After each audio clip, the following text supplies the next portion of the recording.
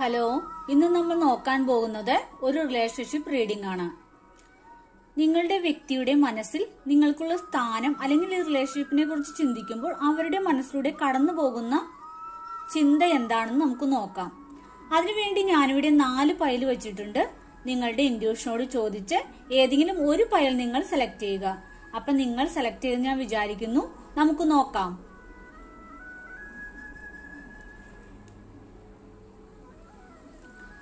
നിങ്ങൾ ആദ്യത്തെ പൈലാണ് സെലക്ട് ചെയ്തെങ്കിൽ നിങ്ങളുടെ വ്യക്തിക്ക് നിങ്ങളെ ഒത്തിരി ഇഷ്ടമാണ്. അവർ നിങ്ങളെ ആത്മാർത്ഥമായി സ്നേഹിക്കുന്നു.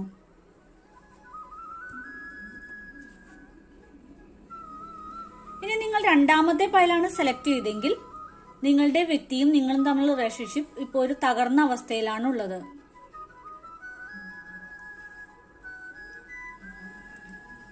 ഇനി നിങ്ങൾ മൂന്നാമത്തെ പൈലാണ് സെലക്ട് ചെയ്തെങ്കിൽ ഈ റിലേഷൻഷിപ്പ് തൽക്കാലം അവസാനിപ്പിച്ച് രണ്ടുപേരും അവരുടെ ദിശയിലേക്ക് നീങ്ങുന്നതായിട്ടാണ് കാണുന്നത്. ഇനി നിങ്ങൾ നാലാമത്തെ പൈലാണ് സെലക്ട് ചെയ്തെങ്കിൽ നിങ്ങളുടെ റിലേഷൻഷിപ്പ് നിലനിർത്തുവാൻ രണ്ടുപേരും ഒരുപോലെ പരിശ്രമിച്ച് മുന്നോട്ട് പോകുന്നതായിട്ടാണ് കാണുന്നത്.